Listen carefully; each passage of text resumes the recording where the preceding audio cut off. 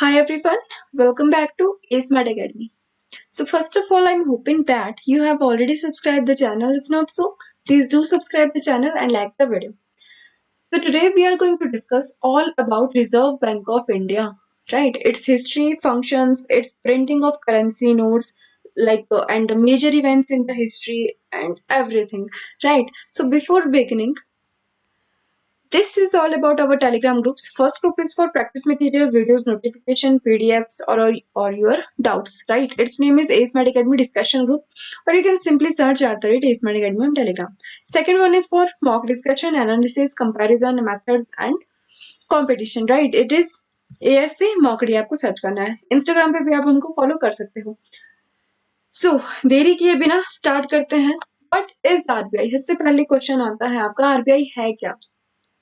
तो ये इंडिया की आपका जो है सेंट्रल बैंक है. हर कंट्री का आपका अपना सेंट्रल बैंक होता है. So reserve bank of India, that is RBI, is the central bank of India. ठीक है, which controls the issue and supply of Indian rupee. ठीक है, जो इंडियन करेंसी है उसकी सप्लाई को ये ध्यान में रखता है और उसको इशू करता है. ठीक है, ये आपके पूरे के पूरे बैंकिंग जो सिस्टम है उसका रेगुलेटर इसको कहा जाता है. ठीक है, आरबीआई को, राइट. और गवर्नमेंट ऑफ इंडिया की डेवलपमेंट स्ट्रेटेजी में इसका सबसे इंपॉर्टेंट पार्ट रहता है किसका? आरबीआई का. ठीक है, कैसे? जब भी आपको शॉर्टेज ऑफ फंड्स हो रहती है गवर्नमेंट ऑफ इंडिया को, तो आरबीआई उनको फंड्स भी देता है. ठीक है, मनी भी प्रोवाइड करवाता है. ठीक है, स्थापित कैसे हुआ था आरबीआई? हिल्टन यंग कमीशन के तहत. किसके? Hilton young commission. बहुत इंपॉर्टेंट है ये आपका. मेंस लेवल में एक एक जो नंबर के एमसीक्यूज आपको आते हैं वहां पे भी आपको क्वेश्चन के रूप में आ सकता है. ठीक है, कौन से कमीशन के अंडर आरबीआई आपका बना था? ठीक है, कौन सा? Hilton young commission. क्या था ये? It was the royal commission on Indian currency and finance set up by British government of India in 1920s. ठीक है, जब आपका ब्रिटिश गवर्नमेंट थी इंडिया में, ठीक है, उनके द्वारा ये सेटअप किया गया था. उन्होंने कहा था कि इस कमीशन ने रिकमेंड किया था कि वहां पे यानी कि कंट्री में, ठीक है, एक सेंट्रल बैंक होना या क्रिएट करना जरूरी है. ठीक है, तो इस बेस पे, इस कमीशन के बेस पे आपका आरबीआई एक्ट आपका पास हुआ था. ठीक है, इसके बारे में भी अभी हम पढ़ेंगे. ठीक है, सो हिस्ट्री की बात करते हैं. आरबीआई आपका सेटअप हुआ था 1935 को under the reserve bank of India act 1934. कब सेटअप हुआ था? पहली बात ये 1935 में. ठीक है, एक्ट कौन सा था आपका? RBI act 1934. कौन सा एक्ट था आपका? RBI act 1934. ठीक है, आप इसको नोट डाउन भी कर सकते हैं, पूछा जा सकता है. सेटअप हुआ था एक साल के बाद यानी कि 1935 में. और एक्ट कौन सा था? RBI act 1934. Under the monetary policy committee was established in. कब आपकी एस्टेब्लिश करी थी ये? मैंने सारा कुछ इसी में कवर करके रखा है, तो you have to just focus. 2016 में. ठीक है, तो जब तक आपकी मॉनेटरी पॉलिसी कमेटी नहीं बनी थी तब तक आपका आरबीआई ही मॉनेटरी पॉलिसी को कंट्रोल करता था. ठीक है, it commenced its operation on 1st April 1935 से आपका इसमें ऑपरेशन स्टार्ट करा था in accordance with the reserve bank of India act 1934. Right now उसके बाद आती है नेशनलाइजेशन ऑफ आरबीआई की बात. आफ्टर इंडिपेंडेंस, ठीक है, 1947 के बाद the government pass reserve bank यानी कि ट्रांसफर टू पब्लिक ओनरशिप. ठीक है, act 1948 and took over RBI from private share holders after paying appropriate compensation. ठीक है, तो जो भी इसमें प्राइवेट शेयर होल्डर्स थे उनको एक एप्रोप्रिएट कंपनसेशन दिया गया. ठीक है, उनकी शेयर होल्डर जो है शेयर होल्डिंग को टुक ओवर कर दिया गया. ठीक है, दस nationalisation of RBI took place in 1949. कब हुई थी आपकी नेशनलाइजेशन आरबीआई की? 1949. ठीक है, दो तीन चीजें आपको पता चल गई इसमें, याद रखने लायक. ठीक है, and from 1st January 1949 RBI started working as government owned bank. ठीक है, उसके बाद ये बना गवर्नमेंट ओन्ड. ठीक है, पहले ये प्राइवेट था. Yes it was. ठीक है, 1949 के बाद ये आपका गवर्नमेंट ओन्ड बना. ठीक है, 1st जनवरी से. अब बात आती है आपकी किसके फंक्शंस क्या रहते हैं आपके? किसके? आरबीआई के. सबसे इंपॉर्टेंट इसके फंक्शन रहते हैं. मैक्सिमम इंटरव्यूज में आपके फंक्शंस पूछे जाते हैं. ठीक है, तो आपको ये ध्यान रखना है. पहले मैं आपको ना हिस्ट्री के कुछ और थोड़ी बहुत बात बता देती हूँ जो इम्पोर्टेंट है आपको जानना, ठीक है। अभी हमने बात की कि एस्टेब्लिश आरबीआई कैसे हुआ था, हिल्टन यंग कमीशन के तहत, ठीक है। और सबसे पहले जो आरबीआई का हेडक्वार्टर्स थे इसके थे कलकत्ता में, ठीक है, जिसको हम कोलकाता बोलते हैं आज, ठीक है। क्या कहाँ थे? कलकत्ता में। उसके बाद 1937 ऑनवर्ड्स उसके हेडक्वार्टर्स आपके शिफ्ट कर दिए गए मुंबई में, जहां आज भी इसके हेडक्वार्टर्स हैं। कहाँ पे है? मुंबई में, राइट। दूसरी इंपॉर्टेंट चीज क्या है? फर्स्ट गवर्नर कौन थे आरबीआई के? फर्स्ट गवर्नर कौन थे आपके, बताओ मुझे। Osborne, sir Osborne Smith, Osborne, right, OSBERNE, ठीक है। ऑसबर्न स्मिथ थे, ये थे first governor before 1947, yes before 1947। और फर्स्ट इंडियन गवर्नर कौन थे आपके? सीडी देशमुख। कौन थे आरबीआई के? सीडी देशमुख, ठीक है। ये थे Indian, first Indian, and Osborne Smith थे आपके फर्स्ट गवर्नर, राइट। और फर्स्ट गवर्नर कौन थे जो आपके प्राइम मिनिस्टर भी बने? हाँ जी, डॉक्टर मनमोहन सिंह जी, ठीक है, डॉक्टर मनमोहन सिंह, ठीक। और ठीक है, ये थी आपकी बात, जो पुराना इसमें सारा कुछ आपका डिटेल में आपको बताया गया है, ठीक है।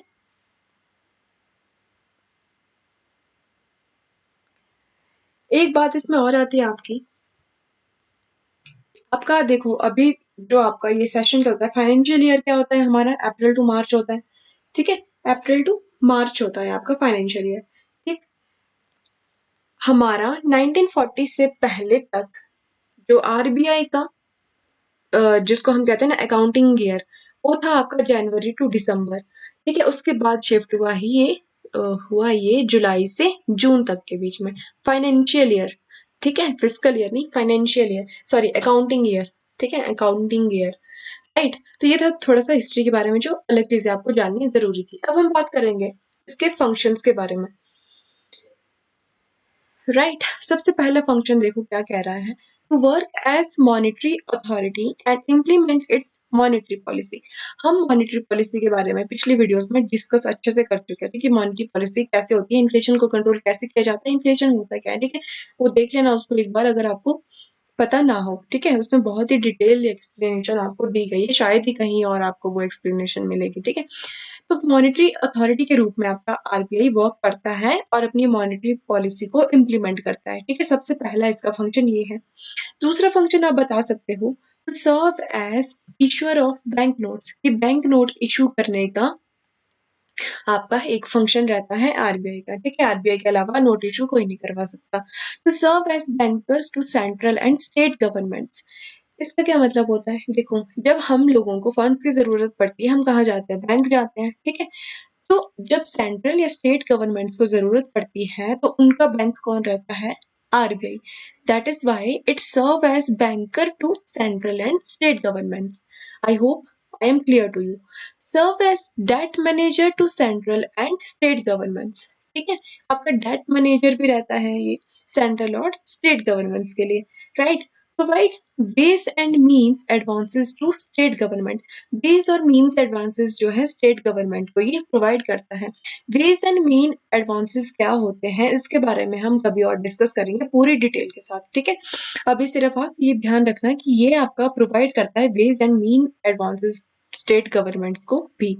सर्व as banker to the banks and lender of the last resort for them, ठीक है। तो जैसे अभी हमने बात की कि जब शॉर्टेज ऑफ फंड्स रहती है हमको, हम किसके पास जाते हैं? बैंक्स के पास जाते हैं। जब बैंक्स को ही शॉर्टेज ऑफ फंड्स रहती है, ठीक है, तो वो किसके पास जाता है? आरबीआई के पास, ठीक है। तो इसलिए इसको कहा जाता है कि किसका बैंकर है ये? बैंक्स का भी बैंकर है ये, ठीक है, जब उनको जरूरत पड़ती है।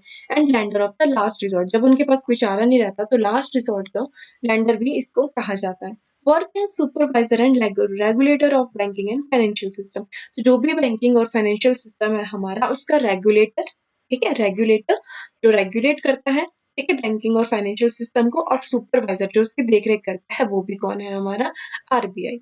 Management of foreign exchange reserves of the country, तो जो भी फॉरेक्स रहता है हमारा, that is foreign exchange reserve, ठीक है, कंट्री का, उसको भी कौन मैनेज करता है? आरबीआई, ठीक है। Support the government in development of country, ठीक है। क्या करता है, ये सपोर्ट करता है गवर्नमेंट को कंट्री की डेवलपमेंट के लिए। किसके लिए? कंट्री की डेवलपमेंट के लिए। ठीक है। एक मेन फंक्शन इसका रहता है क्रेडिट कंट्रोल, कि क्रेडिट को कंट्रोल करता है। ठीक है, किस तरह से आपकी सप्लाई मनी की सारा कुछ देखना इसका फर्ज रहता है। तो हमने भी क्या क्या देखा। ठीक है, एक तो मोनोपोली नोट इशू ये करवाता है। ठीक है, बैंकर्स का बैंक ये है, बैंकर टू द गवर्नमेंट ये है। ठीक है, सुपरविजन यानी कि सुपरवाइजर ये है, मैनेजमेंट ये देखता है। ठीक है, lander of the last resort ये है। ठीक है, जब उनके पास फाइनेंशियल डिफिकल्टीज होती है तब आरबीआई के पास जाते हैं बैंक्स। ठीक है, लास्ट जब आपका रिसोर्ट कौन है, ये। ठीक है, और क्या पढ़ा हमने, हाँ, फॉरेन एक्सचेंज का आपके पास सारा मैनेजमेंट इसके पास रहता है, और कंट्री के बिहाफ पे भी ये आपका रिप्रेजेंट करता है कंट्री को। ठीक है, मतलब गवर्नमेंट को डेवलपमेंट ऑफ द कंट्री के लिए ये हेल्प करता है। ठीक है, तो सारे इसके क्या थे, फंक्शंस थे। बहुत ही इंपॉर्टेंट है ये फंक्शन आपके, बहुत ही इंपॉर्टेंट। ठीक है, आगे चलते हैं, बात करते हैं आरबीआई की सब्सिडरीज की। सब्सिडरी कौन कौन सी है आरबीआई की? एक तो है डीआईसीजीसी, एक है बीआरबीएनएम पीएल, दैट इज भारतीय रिजर्व बैंक नोट मुद्रण प्राइवेट लिमिटेड। ठीक है, पहला है deposit insurance and credit guarantee corporation. ठीक है, दूसरा है आपका भारतीय रिजर्व बैंक नोट मुद्रण प्राइवेट लिमिटेड। राइट, चलो ये थी आपकी सब्सिडरी। अब बात आते हैं थोड़ी सी जो इंपॉर्टेंट फैक्ट्स है आपके आरबीआई के बारे में। ठीक है, first reserve bank notes was issued in January 1938। जो आपका पहला जो नोट इशू करवाए थे वो करवाए थे कब? करवाए थे जनवरी 1938 में। ठीक है, सेटअप कब हुआ था? 35 को। ठीक है, नोट इशू आपका सबसे पहले कब करवाए थे? 3 साल के बाद 1938 में। याद हो गया? From 11th of March 1940 RBI's accounting year was changed from January December to जुलाई जून। जो मैंने आपको सबसे पहले बताई इंपॉर्टेंट चीज। ठीक है, कि 11 मार्च 1940 से क्या हुआ, आपका अकाउंटिंग ईयर शिफ्ट हो गया जनवरी टू दिसंबर के बजाय जुलाई से जून को। ये यहाँ पे अकाउंटिंग ईयर की बात हो रही है। ठीक है, आपकी फाइनेंशियल ईयर की बात नहीं हो रही है। High denomination banknotes of rupees 500,000, 10,000 were denominated on 12 January 1946 to curb unaccounted money. ठीक है, अनअकाउंटेड मनी को कर्ब यानी कि रोकने के लिए, कर्ब होता है रोकना। ठीक है, को स्टॉप करने के लिए आपका डिनोमिनेशन हुई, सॉरी।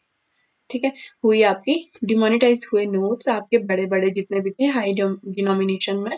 ठीक है, कब हुआ था आपका फर्स्ट टाइम? 12 जनवरी 1946 में। ठीक है, आपका 8 साल के बाद, जब बैंक इशू के नोट आपके इशू करवाए उसके 8 साल के बाद। ठीक है, RBI functioned as central bank of Pakistan. ठीक है, पाकिस्तान का भी सेंट्रल बैंक आरबीआई ही था। कब तक? 30 जून 1948 तक, जब तक आपका पाकिस्तान फॉर्म नहीं हुआ था। ठीक है, on 1 July 1949 State Bank of Pakistan started working as central bank of that country. ठीक है, उसके बाद आपका पाकिस्तान का सेंट्रल बैंक आ गया। ठीक है, तो चलो ये डेट अगर इम्पोर्टेंट नहीं है, लेकिन ये आप याद रख सकते हो जस्ट फॉर नॉलेज। ठीक है, कि 30 जून 1948 तक आपका आरबीआई ने पाकिस्तान वाला फंक्शन, मतलब पाकिस्तान के लिए भी सेंट्रल बैंक रहा था। ठीक है, आप और उनको भी बता सकते हो। ठीक है, इसके अलावा आपके मेजर जो आपके इम्पोर्टेंट फैक्ट्स हैं, ठीक है, वो क्या है? पाकिस्तान की बात हमने कर दी, हाई डिनोमिनेशन की बात हमने कर दी। उसके बाद आपका आता है एक्सचेंज कंट्रोल। आरबीआई ने इंट्रोड्यूस किया था एक्सचेंज कंट्रोल इंडिया में फर्स्ट टाइम कब? 1939 में। कब किया था एक्सचेंज रूल्स? 1939 में। ठीक है, राइट। और 1940 में क्या हुआ था, जो सिल्वर रुपी थे आपके, वो आपका जो क्वार्टनरी आपके अलॉय रहते हैं, ठीक है, उससे आपके रिप्लेस किए थे। ठीक है, और 1 रुपी का नोट आपका इंट्रोड्यूस हुआ था। कब हुआ था? 1940 में, 1 रुपी का। ठीक है, और आपके सिल्वर की जगह आपके दूसरे अलॉय के आपके आने लगे थे। ठीक है, and yes this was the, मतलब जो आपके इंपॉर्टेंट फैक्ट्स आपके थे। अब बात आती है आपके प्रिंटिंग ऑफ करेंसी नोट्स की। ठीक है, कि करेंसी नोट्स की प्रिंटिंग आपकी कैसे हुई थी। तो किसके अंडर आता है ये? आपका सबसे इंपॉर्टेंट चीज है, याद रखना इसे।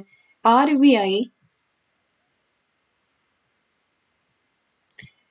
Act 1949, sorry 1934। ठीक है, इसके अंडर आपका ये आता है आरबीआई एक्ट 1934।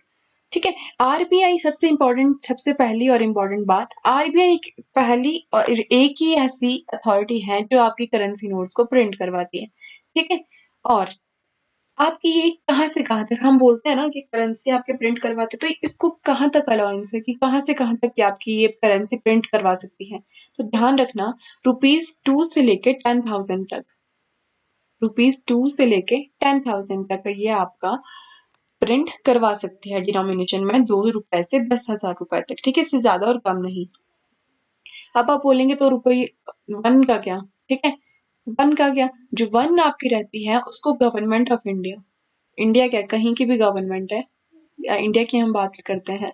ठीक है, ₹1 आपका गवर्नमेंट खुद देखती है डिनोमिनेशन का, और डिनोमिनेशन 2 से 10,000 तक आपका आरबीआई संभालता है। ठीक है, ये आपका इंपॉर्टेंट चीज है। उसके बाद condition for printing currency notes, ठीक है, क्या रहती है? मिनिमम एसेट्स आपके रहते हैं 200 करोड़। ठीक है, जिसमें से आपका 115 करोड़ आपके रहते हैं गोल्ड का। ठीक है, गोल्ड का 85 करोड़ रहता है आपका फॉरेन सिक्योरिटीज का। ठीक है, राइट, ये रहता है आपका जो प्रिंटिंग करेंसी नोट के लिए कंडीशन रहती है। ठीक है, एसेट्स की। ठीक है, फिर आपकी आती है जो आपकी करेंसी नोट सर्कुलेशन में रहते हैं उनको कहते हैं लाइबिलिटीज और गवर्नमेंट सिक्योरिटीज। क्या कहते हैं? लाइबिलिटीज और गवर्नमेंट सिक्योरिटीज। गवर्नमेंट सिक्योरिटीज में आपके वही आते हैं। ठीक है, टी बिल्स हो गए आपके, सिक्योरिटीज हो गई आपकी। ठीक है, ये इसको भी मैं आपको अगली वीडियो में पूरा treasury bill, ways and means, जो भी आपके एडवांसेस रहते हैं। ठीक है, और जो गवर्नमेंट सिक्योरिटीज, ये सारे कुछ हम अभी अगली वीडियो में डिस्कस कर लेंगे। ठीक है, पूरे डिटेल के साथ। ठीक है, ये आपके एसेट्स रहते हैं, इनको कंसीडर किया जाता है एसेट्स। ठीक है, जो करेंसी नोट्स हैं जो सर्कुलेशन में है, फिर से बता देती हूँ, जो भी आपकी करेंसी नोट्स है सर्कुलेशन में, उनको लाइबिलिटीज माना जाता है। ठीक है, याद रखना, उनको माना जाता है लाइबिलिटीज। लेकिन जो आपकी गवर्नमेंट सिक्योरिटीज है, जिसमें ट्रेजरी बिल या आपकी डेटेड सिक्योरिटीज रहती है, उनको माना जाता है एसेट्स, यानी कि गवर्नमेंट सिक्योरिटीज आपको माना जाता है एसेट्स।